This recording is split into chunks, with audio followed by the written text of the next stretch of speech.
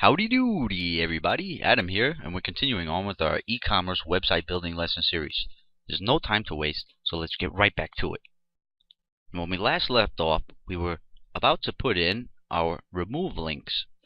We just have to make sure we send this array items variable, index variable, to the cart script so it knows which thing that we want to remove.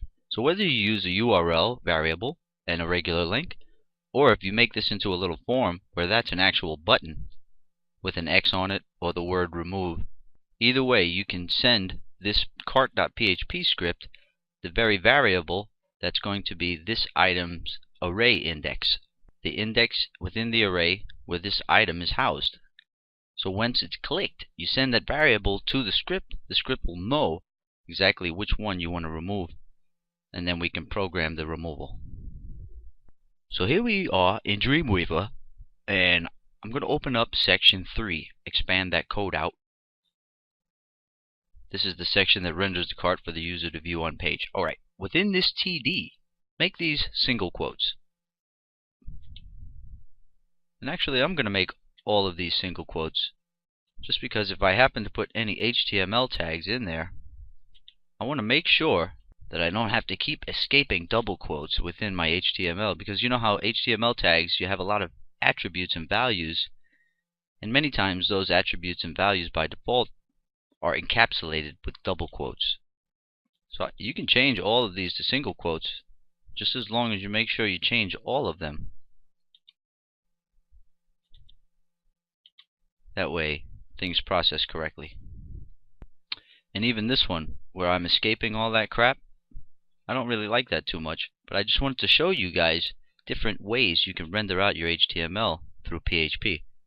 So since I've given these all single quotes now, I can just go through here and make sure I remove all these backslashes before those double quotes that we were escaping before. Now that we're rendering using single quote encapsulation, we don't have to escape all of those double quotes, which I think is a much cleaner way to go. The only reason I used double quotes and showed you how to escape the double quotes when we started off was to let you know there's different ways you can do it. Now, if you're going to encapsulate with single quotes and not escape your double quotes within your string, what you have to do is do the old single quote, space, period, space, space, period, space, single quote. You have to wrap up each variable just like that. If you didn't, what would show on the page is the $ and the variable name. It will not render the variable. Instead, it will render the variable name and the $. You don't want that. So you have to do this through here to all the variables, which is, I think, a much cleaner way to get your rendering if you're using HTML. Single quote, space, dot, space. And right here we want dot, space, single quote, and that's all the variables in that string. You see all the variables in that string, we encapsulate them in single quotes, and we use the period to append them to the string. Okay, so with this setup, everything will display just like it was before, no difference. Now I'm going to show you why I did that. Right here in the TD tag where this X is, I'm going to put in a form tag.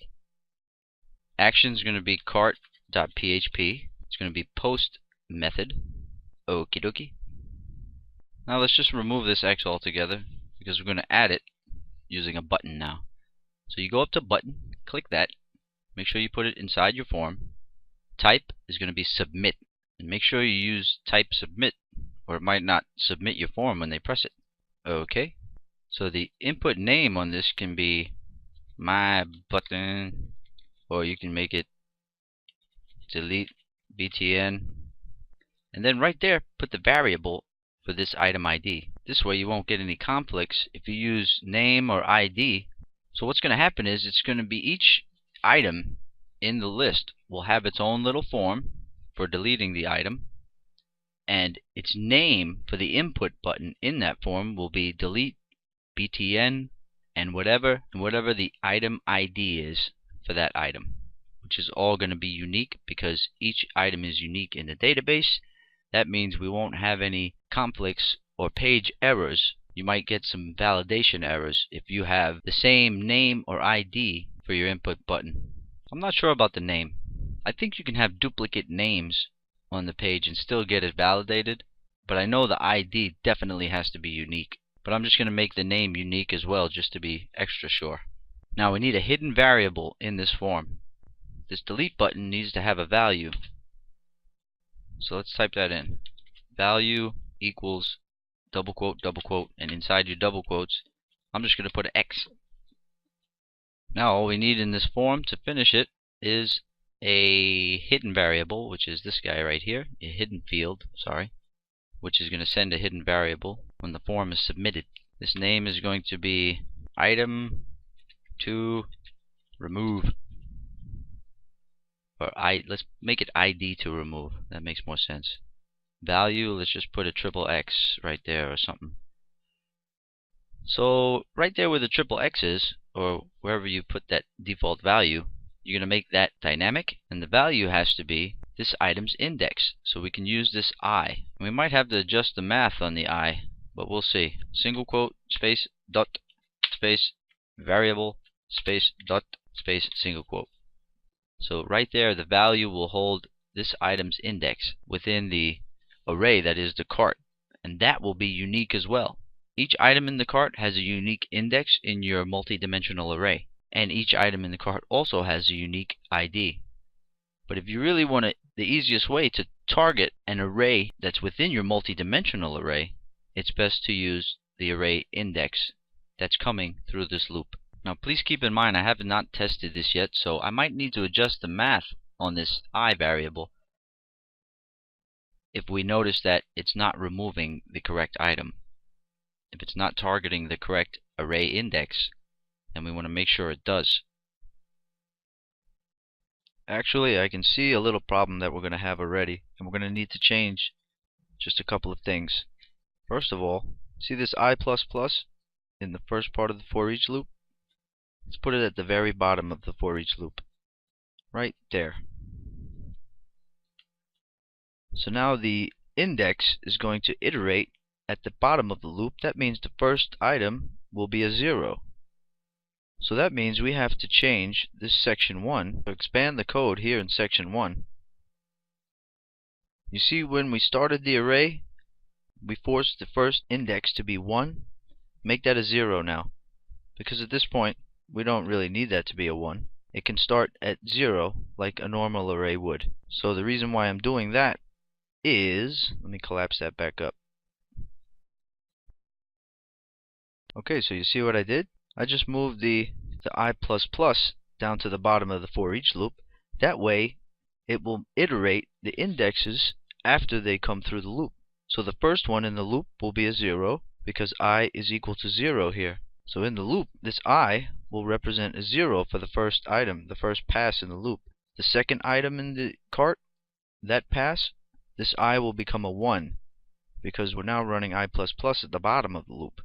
When we were running it at the top of the loop, it was making the first item have an index of 1 instead of 0. So I thought we would be cool having our multi-dimensional array starting with an index of 1, but it's really best to have it start with an index of 0 and then process everything that way, because when we add our new code here to make the items, let's collapse this.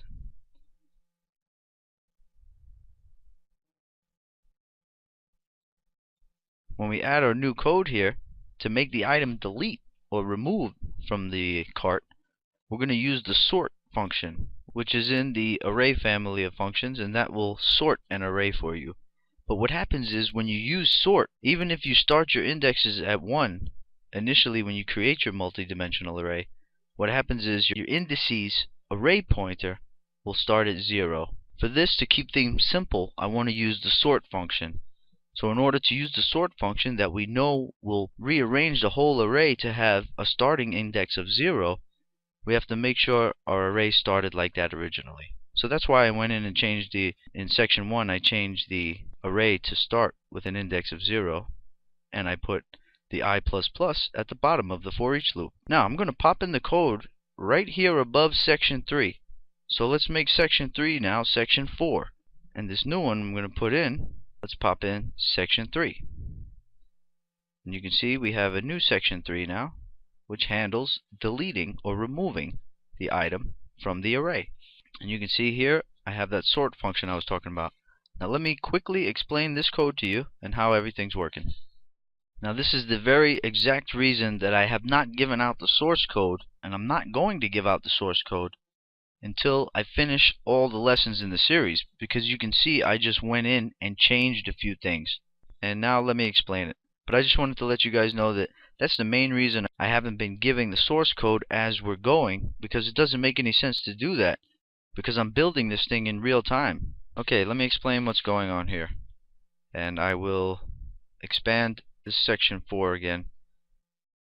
Remember, in the form, to remove the item, we're sending the hidden value of this array index. The only reason you see item ID there is to make this delete btn be unique. And that's a way you can make it to where a form's name or ID isn't going to be duplicated many times on the page, which might cause validation errors. So when that form button gets pushed, this index array pointer is going to be sent to this piece of code here. So the first line, actually all of the code, is wrapped in this if condition. And what this if condition states is, if is set the post variable of index to remove, and post index to remove does not equal nothing, then we can process the removal functionality. And this right here is your removal functionality. Now let me explain this to you. I'll make sure I zoom in on this code real well. First thing we do is take the posted variable from the little button they press to remove the item. The posted variable is going to hold that array index for that item. So we make a local PHP variable called key to remove. We're going to remove that specific key from the multi-dimensional array. So what this does, this will target one of the associative arrays, that is a cart item, within your multi-dimensional array. This echo, you do not need that. I had that there for testing. And this echo you don't need either. Alright, so after we access that post variable, and we put it into a local PHP variable, we then check to see if the count of the session cart array is less than or equal to 1. So if it's a 1 or a 0, you just want to unset the whole cart array. Else, if there's more than one item, say you have 2 items in your cart, you want to unset the cart array specific key. Does that make sense? So you're removing that specific index, which is a key inside of the multi-dimensional array, and that key corresponds to that cart item. Now once you unset one of the items in the cart, you have to sort the whole multi-dimensional array. Because say you have items 0, 1, 2, and 3 in your cart. That means you have 4 items in the cart. 0, 1, 2, and 3. 4 associative arrays. The first one starts with an index of 0, and the next one's 1, the next one's 2, the next one's 3.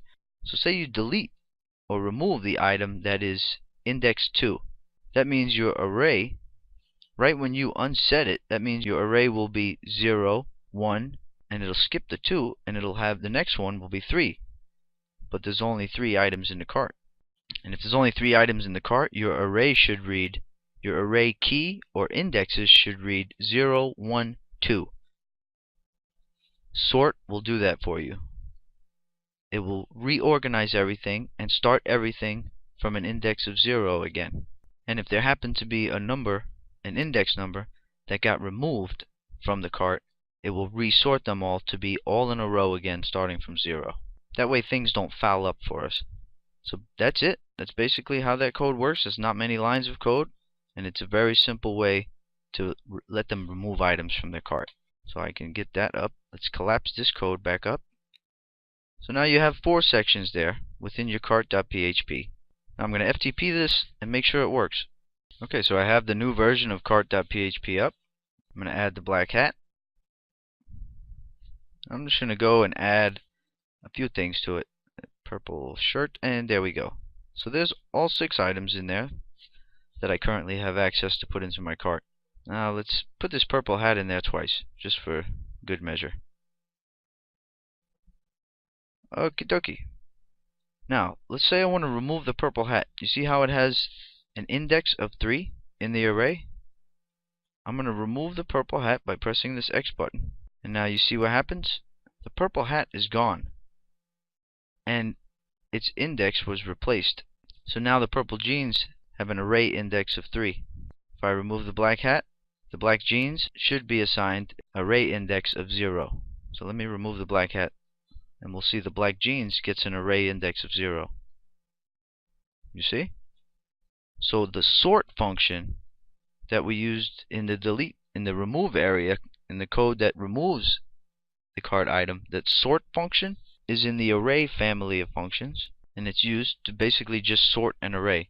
That way all of your index numbers are keeping in a nice row, and there's no skipping of numbers there. So that's pretty much it. I can go through and remove any items I want. When it's empty, it says your shopping cart's empty. Alrighty. So let's put this black hat back in. Really, the last thing we have to do for the cart functionality is make this quantity number a form also. And I'll show you that in part 15. Now in the code, you can go into section 4. And you see here where we have cart total. You can put that into a div. So right here, let's just pop in a div. Align it to the right. So what I'm doing now is I'm putting this cart total, I'm going to put it right under here. And I'm also going to remove that number from above the X button, the remove button, because we don't really need that anymore because we tested, everything's cool. So right there is that number. I'm going to remove that. Don't need it. I'm also going to get this div closed up here in the end. Now let's make sure that renders right under the cart. I'm going to go into design view. I'm going to take this PHP block. In the code view, I'll take that PHP block, Control X, and I'm going to put it right under the table. Let's see if that works. Okay, so you see what that did? And I can adjust the size on that very easily. And so can you, using simple HTML or CSS. Okay, so stay tuned for part 15, where we're going to finish up the cart's functionality by making the quantity adjusters work for each item.